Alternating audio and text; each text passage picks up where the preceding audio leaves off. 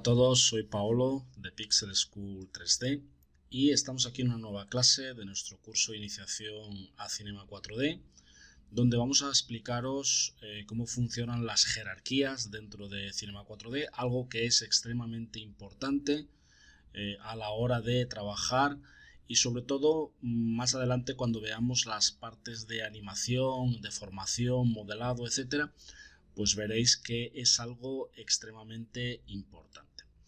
En un principio las jerarquías las vamos a gestionar aquí a través de nuestro gestor de objetos, donde vamos a poder gestionar, digamos, de qué forma y cómo queremos utilizar esas jerarquías. Imaginaros, por ejemplo, que tenemos una esfera. Voy a colocar aquí, por ejemplo, y imaginaros también que tenemos, por ejemplo, un toroide. Voy a coger la esfera y la voy a colocar, por ejemplo, aquí dentro, ¿vale? Entonces, ahora mismo, el gestor de objetos os dais cuenta que cada uno de los objetos está independiente, ¿vale? Pero yo podría decirle ahora a Cinema 4D que, por ejemplo, queremos que la esfera sea hijo del toroide, por lo cual vamos a coger la esfera y simplemente la arrastro encima del toroide hasta que aparece la flecha que indica hacia abajo. Si os dais cuenta, ahora mismo podría incluso minimizar aquí y no veríamos la esfera en el gestor de objetos porque es hijo del toroide.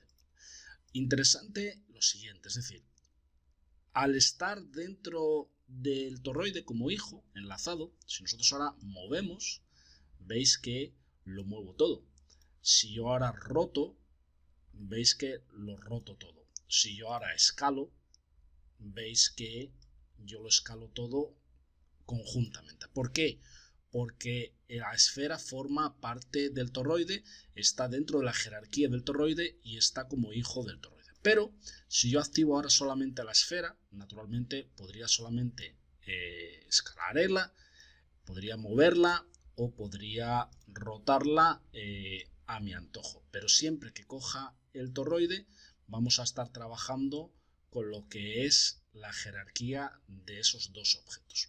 Lo mismo sucedería si yo ahora lo quiero quitar, por ejemplo, la esfera del toroide, lo único que hago es arrastrar hasta que aparece la flecha hacia la izquierda y ya cada uno de ellos es independiente.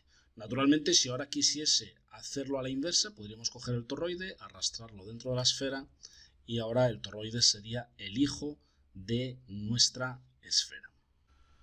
Otra opción que tendríamos dentro de las jerarquías es, por ejemplo, crear grupos. Es decir, si yo, por ejemplo, quiero quitar el toroide de dentro de la esfera, lo arrastro. Como veis, ahora cada uno está al mismo nivel, son independientes. Pero si ahora quisiese hacer un grupo, los puedo marcar los dos con la tecla Shift, botón derecho, agrupar objetos o con la abreviatura de teclado Alt más G. Entonces, si os dais cuenta, lo que me genera es un grupo que él llama nulo, donde ahora tenemos la esfera y el toroide agrupados. Naturalmente, donde dice nulo, le podemos dar doble clic y decirle, oye, pues yo quiero darle el nombre que a mí en un momento dado me pueda interesar. Aquí también, naturalmente, podemos ampliar esto un poquito para que lo veamos mejor. Entonces, ahora mismo tendríamos la esfera y el toroide agrupadas, pero incluso, si os dais cuenta, podríamos tener un grupo donde tenemos la esfera y dentro de esa esfera podríamos tener un hijo que sería el toroide. Es decir, que nosotros podemos crear las jerarquías de la forma que a nosotros nos interese. Que queremos quitar el objeto de toroide del grupo, lo arrastramos fuera. Que lo queremos colocar dentro, lo arrastramos dentro. Voy a crear rápidamente, por ejemplo, otros objetos rápidos para que veáis alguna cosa. Por ejemplo, imaginémonos que yo tengo este cubo y tengo, por ejemplo, un disco, el cual voy a hacer un poquito mayor y el cual voy a colocar, por ejemplo, aquí. Entonces, imaginémonos que yo quiero agrupar estos dos. Entonces, los marco, botón derecho, agrupamos, los voy a llamar, por ejemplo, primitivas 2. Primitivas 2. ¿Ok? Entonces, ahora mismo, estos son un grupo, como veis, y estos de aquí son un grupo, como veis aquí. Pero imaginémonos ahora que yo quiero llevarme, por ejemplo, la esfera a este otro grupo. Pues es tan fácil como arrastrarlo dentro del otro grupo.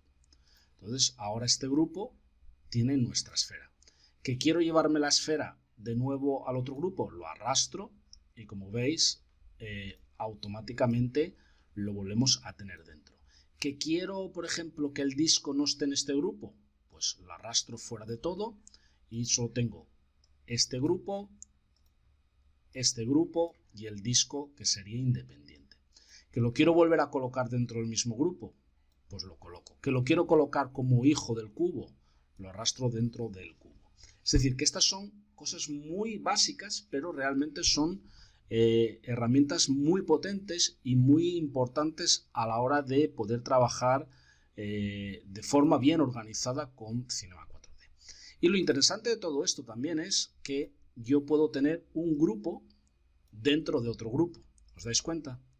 Ahora mismo tengo un grupo que se llama Primitivas, donde tengo un grupo que se llama Primitivas 2, donde tengo todos estos objetos. Y como veis, naturalmente, todo automáticamente continúa funcionando. Si queremos modificarlos todos de una vez, o si queremos ir modificando dos objetos individuales, o un grupo, o los elementos de un grupo. Que lo quiero sacar de nuevo, lo arrastro fuera del grupo y volvemos a tener nuestros dos grupos completamente independientes. Esto es realmente algo súper importante que tengáis en cuenta, que el tema de las jerarquías dentro de Cinema 4D, como veis, es muy sencillo de controlar y sobre todo os va a dar inmensas posibilidades a la hora de poder, digamos, enlazar objetos unos con los otros, agrupar objetos unos con los otros, y más adelante, ahora cuando entremos en la parte de modelado y sobre todo en los deformadores, vais a ver que podemos, digamos, vincular los deformadores a ciertos objetos o a ciertos grupos, teniendo un resultado más que eficiente. Otra cosa también importante antes de terminar es que, por ejemplo, si tenemos este grupo, voy a borrar este grupo, me voy a quedar con este otro, y en un principio, si os dais cuenta, podríamos ocultar el grupo entero de la visualización del editor o, por ejemplo, del render, como veis. O si lo que me interesa es solamente ocultar algún objeto individual, lo puedo hacer aquí o lo puedo hacer aquí. Es decir, que esto nos permite, digamos, controlar también de una forma organizada lo que es el grupo completo o los elementos individuales de nuestro grupo. Bueno, hemos llegado al final de esta clase, donde os hemos explicado cómo funcionan las jerarquías dentro de Cinema 4D. Esperamos que os haya parecido interesante. Como siempre digo, cualquier duda que tengáis, por favor, entrar en contacto con nosotros, que estaremos encantados de ayudaros.